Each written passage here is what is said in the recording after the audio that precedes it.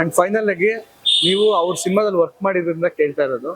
So ಆ ಟೈಮಲ್ಲಿ ಹೆಂಗಿತ್ತು ನಿಮ್ ಜೊತೆ ಬಾಂಡಿಂಗ್ ಹೆಂಗಿತ್ತು ಅಂತ, ಇಲ್ಲ ಏನಾದ್ರು ಮೀಟ್ ಮಾಡಿ ಮಾತಾಡ್ತಿರೋದು ಅಂತ, ಪ್ರಮೋಷನ್ಸ್ ಯೂಸ್ ಮಾಡ್ಕೊಂತಿದ್ರ ಅವ್ರು ಇದ್ದಿದ್ರೆ ಹೊರಗಡೆ ಅಂತ. ದರ್ಶನ್ ಸರ್ ಬಗ್ಗೆ ಕೇಳ್ತಾ ಇದೀನಿ, ಬಿಕಾಸ್ ಒಡೆಯ ಸಿನಿಮಾದಲ್ಲಿ ವರ್ಕ್ ಮಾಡಿದೀನಿ ಅಂದ್ರೆ, ಅಮರ್ ಸಿನಿಮಾದಲ್ಲೂ ಅವ್ರು ಕ್ಯಾಮಿಯೋ ಮಾಡಿದ್ದಾರೆ.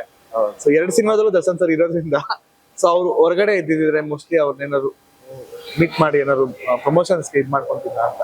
ಸರ್ ನಾನು ಇವಾಗ ಅದನ್ನ ಮಾತಾಡಿದ್ರೆ ಏನಾಗುತ್ತೆ, ನಾನು one of the biggest fan. Okay. ಅವ್ರದ್ದು ಏನು ಡಿ ಕಂಪ್ನಿ ಇತ್ತೋ ನಾನು ಕೂಡ ಆ ಡಿ ಕಂಪ್ನಿಲಿ ಮೆಂಬರ್.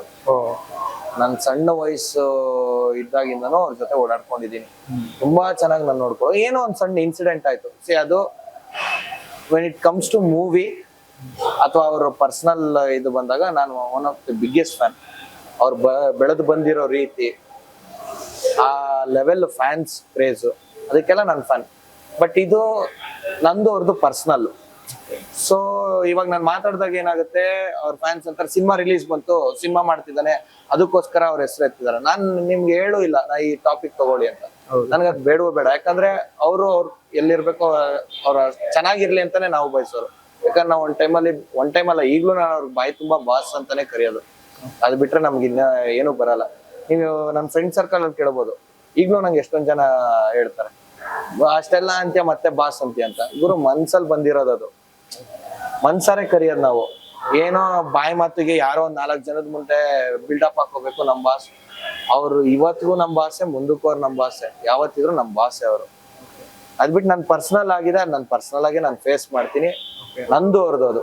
ಯಾಕೆ ಅಣ್ಣ ತಮ್ದಿರ್ ಗಲಾಟೆ ಆಗದೆ ಅಲ್ವಾ, ಫ್ರೆಂಡ್ಸ್ ಮಧ್ಯೆ ಗಲಾಟೆ ಆಗದೆ ಅಲ್ವಾ.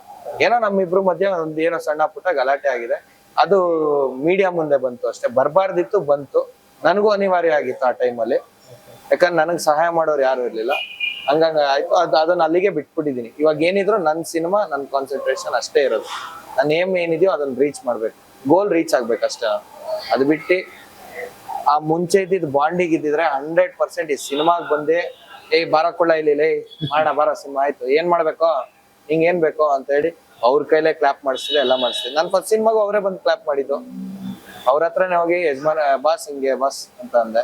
ಸರಿ ಆಯ್ತು ಚಿನ್ನ, ಬರ್ತೀನಿ ಚಿನ್ನ, ಎಲ್ಲೋ ಸರಿ ಆಯ್ತು, ಯಾರು ಬರ್ತಿದಾರೋ ಅಂತ. ಬಾಸ್ ನೀವು, ಉಮಾಪತಿ ಅವರು, ಆಮೇಲೆ ಅಭಿಯಣ್ಣ ಅಂತ. ಅಭಿಯಣ್ಣ ಅಂದ್ರೆ ನಮ್ಮ ರೆಬೆಲ್ ಸ್ಟಾರ್. ಎಲ್ಲಾರ ಜೊತೆ ಚೆನ್ನಾಗಿದ್ವಿ. ಇದೊಂದು ಇನ್ಸಿಡೆಂಟ್ ಇಂದ ಅದೆಲ್ಲ ಸ್ವಲ್ಪ ಕಟ್ ಆಗಿದೆ. ನನ್ಗೂ ಬೇಜಾರಿದೆ. ಯಾಕಂದ್ರೆ ಬೆಳಗ್ಗೆ ಆದ್ರೆ ನಾನು ಅಭಿಯಣ್ಣ ಅವ್ರ ಮನೆ ಹತ್ರ ಇರ್ತಾ ಇದ್ದೆ. ಒಂದು ಅಣ್ಣ ತಮ್ಮನ್ ಬಾಂಡಿಂಗ್ ಇತ್ತು. ಅವ್ರು ಎಲ್ಲೇ ಹೋದ್ರು ಎಲ್ಲಿದ್ಯೋ ಬಾರೋ ಇಲ್ಲಿ, ಯಾವ್ದಾದ್ರು ಫಂಕ್ಷನ್ಸ್ಗೆ ಹೋದ್ರೆ ಎಲ್ಲೋ ಇದ್ಯಾ ಕುಳ್ಳ ಬಾರೋ ಇಲ್ಲಿ ಅಂತಾನೆ. ಅಣ್ಣ ಬರ್ತಾ ಇದೀನಿ ಅಣ್ಣ ಅಂತ. ಅವ್ರು ನಂಗೆ ಎಷ್ಟೋ ಸತಿ ರೇಕ್ಸೋರು, ಯಂಗ್ ರೆಬೆಲ್ ಸ್ಟಾರ್ ಬಾರೋ ಇಲ್ಲಿ ಅಂತಾನವ್ರು. ಆ ತರ ಇದ್ದಿದ್ ಬಾಂಡಿಂಗ್. ಅದು ಸಡನ್ ಆಗಿ ಕಟ್ಟಾದಾಗ ಒಂದು ಮನ್ಸಿಗೆ ನೋವು ಆಗೇ ಆಗುತ್ತೆ. ಆಗ್ಲಿ ಸರ್, ಎಲ್ಲ ಚೆನ್ನಾಗಾಗ್ಲಿ, ಮುಂದೆ ತುಂಬಾ ಒಳ್ಳೇದೇ ಆಗ್ಲಿ. ನಿಮ್ಗೂ ಸಹ ಒಳ್ಳೆ ಸಿನಿಮಾ ಮಾಡ್ತಾ ಇದೀರಾ. ಈಗ ಕೇಲ ಸಿನಿಮಾ ರಿಲೀಸ್ ಇದೆ. ಸೊ ಆ ಸಿನಿಮಾದ ಮೂಲಕ ನೀವೇನಾದ್ರು ತೋರಿಸಿ, ಸೊ ಆಗ ಎಲ್ಲ ಸರಿ ಹೋಗುತ್ತೆ ಅಂತ ಅನ್ಕೊಂಡಿದೀವಿ. ಅದೇ ಸರ್, ನಾನು ಇವಾಗ ಕೇಲ ಅಂತ ಹೇಳ್ತಾರಲ್ಲ, ಕೇಲ ಅಂದ್ರೆ ಪ್ಲೇಯರ್. ಈಗ ಒಬ್ಬ ಪ್ಲೇಯರ್ 6 ಹೊಡಿತಾನೆ, 4 ಹೊಡಿತಾನೆ, ಡಕ್ಔಟ್ ಆಗ್ತಾನೆ, ಸೆಂಚುರಿನೂ ಹೊಡಿತಾನೆ. ಒಂದೇ ಬಾಲ್ಗೆ ಔಟ್ ಆಗಿರೋರು ಇದಾರೆ. ಹಾಗಂತ ಅವ್ರು ಯಾರು ಬಿಟ್ಟು ಹೋಗಲ್ಲ ಫೀಲ್ಡ್ ನ. ಕರೆಕ್ಟ್. ಈಗ ವಿರಾಟ್ ಕೊಹ್ಲಿ ಅವರೇ ಆಗ್ಲಿ, MS ಧೋನಿ ಅವರಾಗ್ಲಿ, ಸಚಿನ್ ತೆಂಡೂಲ್ಕರ್ ಆಗ್ಲಿ, ಯಾರು ಒಂದೇ ಸತಿ ಬಿಟ್ಟೋಗಿಲ್ಲ. ಔಟ್ ಆಗಿದ ತಕ್ಷಣ ಈಗ ಸಚಿನ್ ತೆಂಡೂಲ್ಕರ್ ರೆಕಾರ್ಡ್ ಬ್ರೇಕ್ ಮಾಡಕ್ ಯಾರಿಗೂ ಆಗಲ್ಲ. ಅವ್ರು ಡಕ್ಔಟ್ ಆಗೇ ಅಲ್ವಾ ಯಾವತ್ತು. ಹಾಗಂತ ಇವಾಗ ನಾನು ಫಸ್ಟ್ ಸಿನಿಮಾ ಚೆನ್ನಾಗಾದ್ರೂ ಒಳ್ಳೇದೇ, ಏನೋ ಹೆಚ್ಚು ಕಮ್ಮಿ ಆದ್ರೂ ನಾನೇ ಫೇಸ್ ಮಾಡ್ಬೇಕು. ಹಂಗಂತ ಸಿನಿಮಾ ಇಂಡಸ್ಟ್ರಿ ಬಿಡಲ್ಲ. ಈಗ ನನ್ ಪ್ರೀವಿಯಸ್ ಏನೋ ಆಯ್ತು ಹಂಗಂತ ನಾನು ಇಂಡಸ್ಟ್ರಿ ಬಿಟ್ಟಿದ್ದಿದ್ರೆ ನಾನ್ ಬಂದಿರೋದೇ ಸುದ್ದಿ ಮಾಡ್ಕೊಳಕ್ಕೆ ಅಂತ ಅಂದಿರೋರು.